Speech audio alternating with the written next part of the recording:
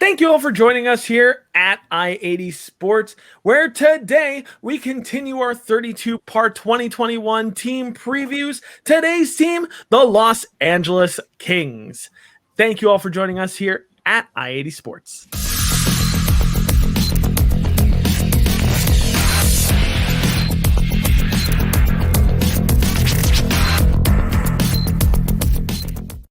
Thank you all for joining us here at I-80 Sports. Make sure you check out our website down below, i80sports.com, where you can find all of our team previews as well as our NHL content there. But if you're joining us here on YouTube, you can find it all on YouTube as well.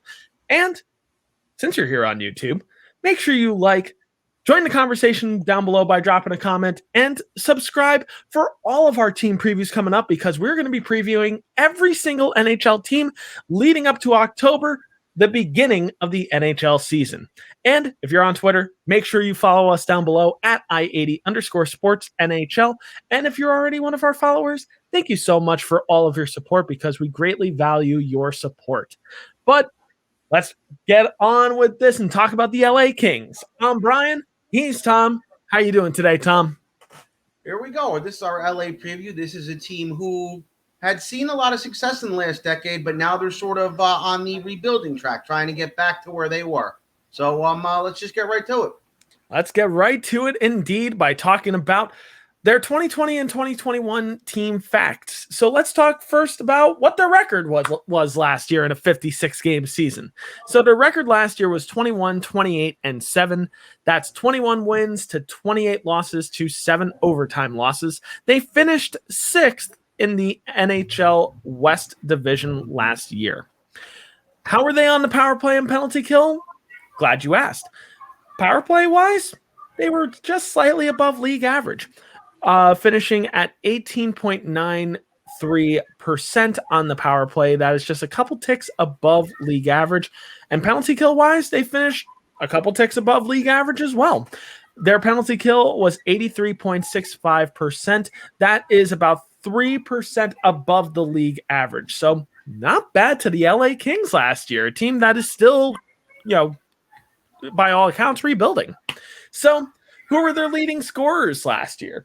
Well, their leading scorer was Anze Kopitar with 50 points. Next was Drew Doughty with 34 points. And lastly, Dustin Brown with 31 points. Pretty surprising to see Dustin Brown in that conversation, but we're going to be getting back into that a little bit later. Next, let's talk about some additions and not so subtractions to this team, because they certainly had more better additions than they did subtractions. So first, let's talk about additions. So over the offseason, they added Philip Deneau, Alexander Edler, Victor Arvidsson, and Garrett Sparks. Some key players here: Philip Deneau, Alexander Edler, and Victor Arvidsson are very big pieces to this LA Kings team this year. Subtractions: only Matt Luff and Mark Alt. They really didn't lose that much in this offseason. A lot of the old brigade is back, and a lot of their prospects are coming up as well. Certainly, we will be talking about that in this video as well. But moving right along, we're going to talk about some X factors on this team. Who is going to be pivotal to this team's success, as well as pivotal to maybe their downfall? So, Tom, I've talked enough as per usual as we've done these previews so far. So I'm going to start with you. Who are some X factors on the Los Angeles Kings? Right now, I'm going to tell you two of them. Those are the two guys who will be flanking Anze Kopitar on the first line per daily faceoff. They are Alex Iafallo, and then I know you have Dustin Brown there, and I don't want to ruin our depth chart here, but I was just reading on daily faceoff. They're thinking it's going to be Victor Arvidsson playing on the first line on the right side. So those two guys are two big X factors. I know Iafallo got his payday, but the guy has never scored, more than 20 goals, never even hit the 20-goal threshold. So you got to hope that with that payday now, he's going to pot you at least 20 or 25 in a full 82-game season. Another guy here, Victor Arvidsson. He's been there before. He's had his decent seasons where he scored, and I'm sorry for holding us up here. He's scored 31 and 34 goals, but Victor Arvidsson has been steadily declining over the past couple of seasons. And you got to hope Victor Arvidsson can, he can rediscover that scoring touch that he had over in Nashville. So those are going to be two big X factors on that first line with Anze Kopitar. Because this team, from what I'm looking at right now, is already very weak on the wings. And if those guys don't produce, there's going to be some trouble in LA. Yeah, and I do agree on that in that regard. But I'm going to save my thoughts on Dustin Brown as we talk about X Factors here. So I've got a couple people in mind when I think of X Factors here. First, let's start with who just got paid on this team. Alex Iafallo. After 3 years of 30 or more points, Iafallo could put up career numbers this year. It's just a fact. I think it is possible that Iafallo could put up 45 or more points this year, especially if he plays alongside another X Factor, center Anze Kopitar. Kopitar put up 50 points in 56 games last year. I could easily see him putting up 70 points this year, maybe even more.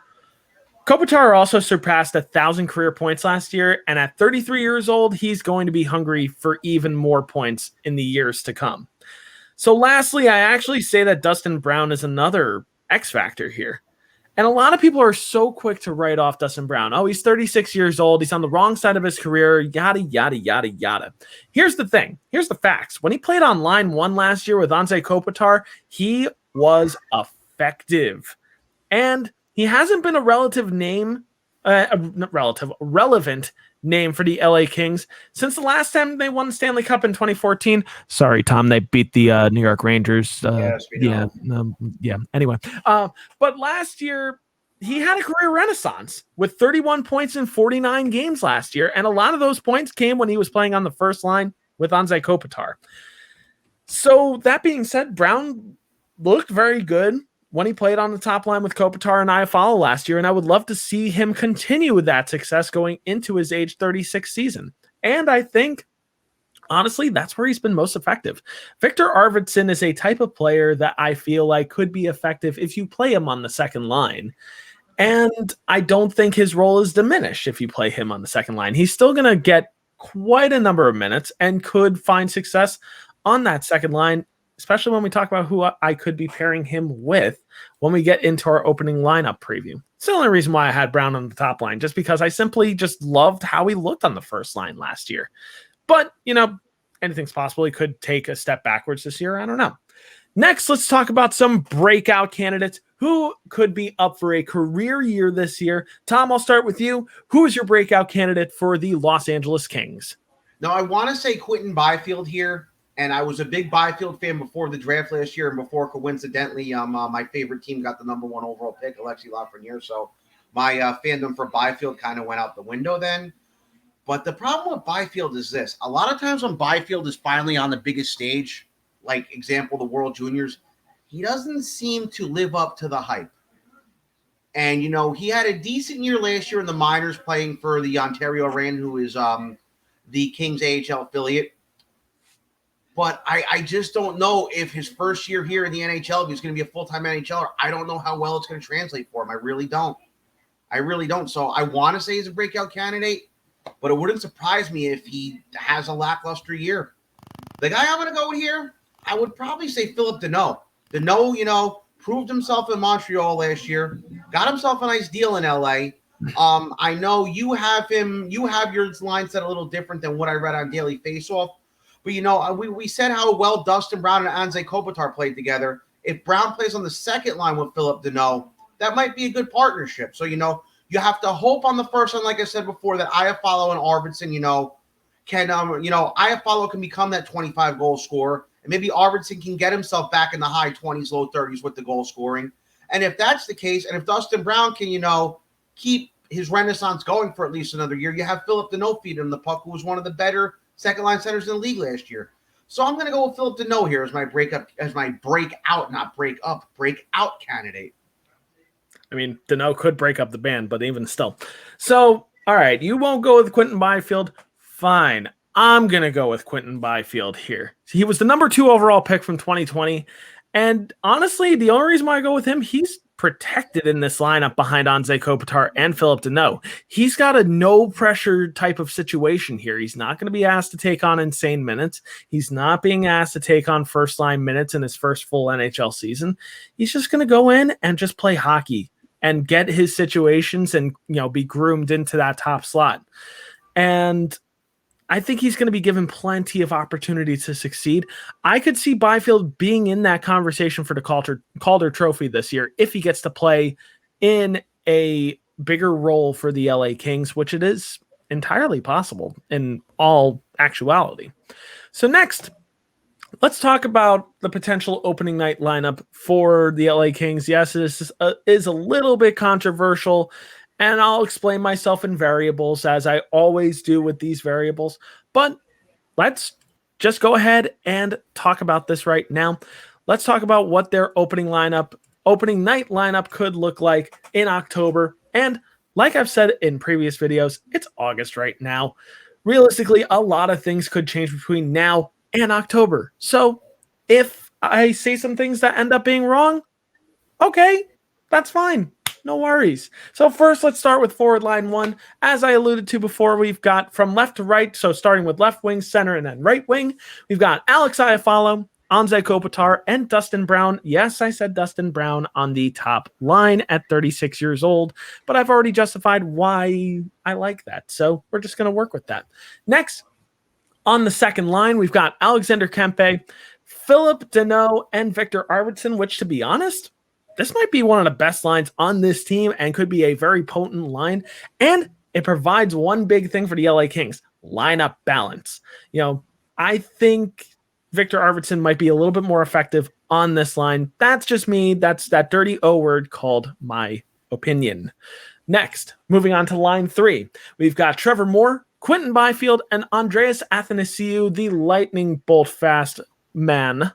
Next, moving on to line four, Jarrett Anderson-Dolan, Blake Lizotte, and Gabriel Velarde, who could be set for his first full NHL season this year. Moving on to the defense, on line one, we've got Mikey Anderson and Drew Doughty. Moving on to defense line two, we've got Alexander Edler and Sean Walker. And moving on to line three, we've got rookie Tobias Bjornfot and Matt Roy. Next, we're looking at our goaltending, which I went with a 1A, 1B situation here because I simply think it's going to be cut straight down the middle 50-50 here. So, number one, we've got goalie 1A, Cal Peterson, and then goalie 1B, the veteran Jonathan Quick. And yes, I know it's weird not seeing Jonathan Quick in that 1A situation, but I just simply think Cal Peterson is ready to take on that 1A role in Los Angeles. So now we're going to talk about some variables here with this lineup. So what things could change between now and October? What things could change from October to March? So Tom, I'll start with you. What are some variables here in your mind for the LA Kings? Well, one player who's not projected to make this team out of training camp is another highly regarded player, was a teammate of Trevor Zegras, who we previously spoke about, who's over in Anaheim now. And that's Alex Turcotte. Turcotte has been a player who's proven himself at the college level, proved himself over in Europe for a while, proved himself at the World Juniors last year. And if you look at his totals last year in the AHL and the Ontario Reign, 6 goals, 15 points, 6 goals, 15 assists, 21 points in 32 games. That over an 82-game season is equivalent to, say, about 53 points. Now, if Quinton Byfield comes in and chokes on it, and, is the Quinton Byfield who sort of gets haunted by the spotlight and gets stage fright, I can easily see Quinton Byfield going down to Ontario and Alex Turcotte coming up to LA in midseason if it's not working out. So I think that's a big variable to see where Alex Turcotte is. It could very well be that Byfield comes into training camp and doesn't dazzle. And then they say, okay, well, listen, you got to go down to AHL for some seasoning, and we're going to have Turcotte on the third line to start the season. Another big one is how well this team does going into the end of the season. Remember, you have guys like Kopitar and Doughty there. Now, I don't think they'll ever trade Kopitar, say for a team like the Toronto Maple Leafs, who still needs that big-time number one defenseman, They're still kind of playing around with the Morgan Riley thing. But say Toronto comes in and Toronto's, say, in first place in the Atlantic Division for argument's sake. And all they need is that one last piece to break that 55-year curse. And Toronto comes calling and says, hey, Robbie Blake, we'll give you this package. Will you send Doughty over to us? Will he bite? Will it happen if it looks like LA is not going to make the playoffs? Just some big question marks here. Those are my variables coming into the season with the LA Kings. Yeah, and I think that is a very true variable. And I think I agree, especially with Alex Turcotte here.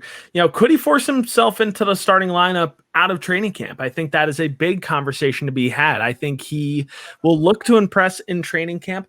One thing I do have to note with Alex Turcotte being a center here, I love the LA Kings' current center depth right now. Think about what you potentially have over the next number of years down center. You've got Anze Kopitar, Philip Deneau, Quentin Byfield, and Alex Turcotte. That's really, really, really nice. Really nice. And do all four stay, though? Do all four stay? Do all four stay? That's a big question. Yeah. There's been talk behind Alex Turcotte and maybe him being shopped around maybe for another prospect. So that's something to kind of stay tuned for. So could Alex Turcotte force his way into the lineup out of training camp? Another prospect to look out for in training camp is Arthur Kaleyev, who is right now their top prospect and probably as close to an NHL ready prospect as you can get. He's a player that could see himself fitting into this opening night lineup, but I could also see the Kings going the other way and just saying, hey, let's let him fester down in the AHL just a little bit longer. Let him, take his bumps and bruises before being ready for the NHL level, ease him into that. There's no rush at this point for the LA Kings. The other big variable, will the Kings commit to playing Quick and Peterson as a straight tandem?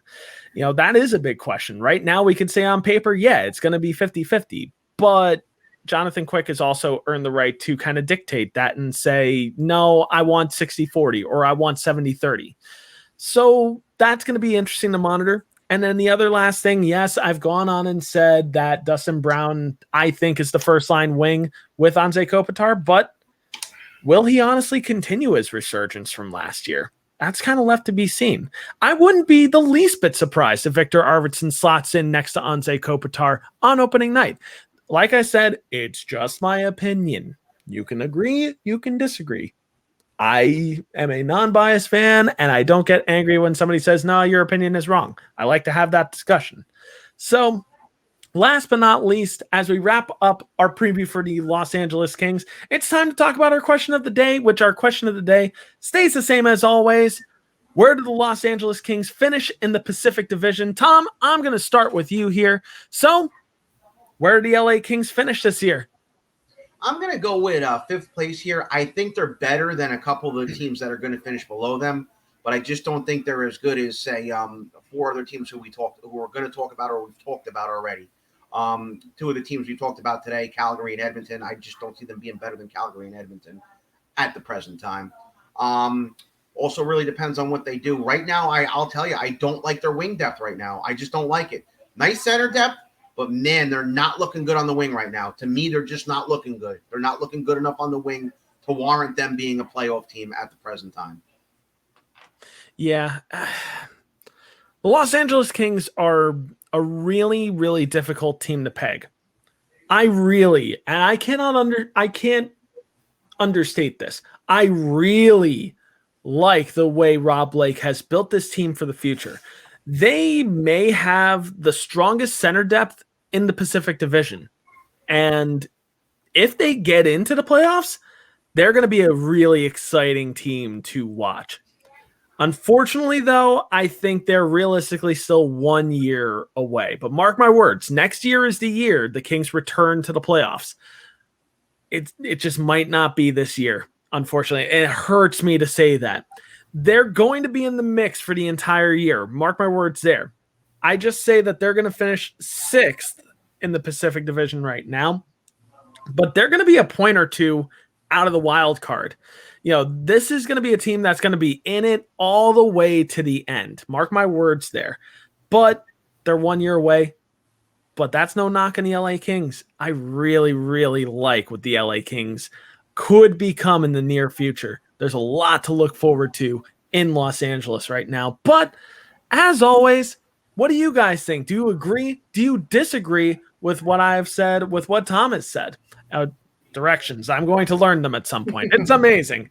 But if you agree, if you disagree, make sure you comment down below. Join the conversation there. And while you're commenting down below, disagreeing or agreeing with us, make sure you drop a like and also subscribe for all of our team previews coming up because, hey, the LA Kings might not be your favorite team, but we're previewing every team in the NHL, so you don't want to miss when we talk about your favorite team. And the only way you can do that is if you're following us on YouTube, Twitter, Facebook, all platforms. Where else can you find us, you might ask? Glad you asked. You can find us down below at i80sports.com. You can find all of our team previews and our NHL content there, but not only can you find that, you can also find our NFL, MLS, NCAA football, and NBA content there as well. And if you're on Twitter, make sure you follow us down below at i80_sportsNHL. If you're already following us, thank you so much for your support. We greatly value all of the support that we've gotten over the past year, and we'd love to have even more followers. So if you like what we're talking about, make sure you follow down below on Twitter. But that's been our analysis of the LA Kings for the 2021-2022 season. Away we go. I'm Brian. He's Tom. This has been the Los Angeles Kings team preview for 2021-2022, brought to you by i80 Sports.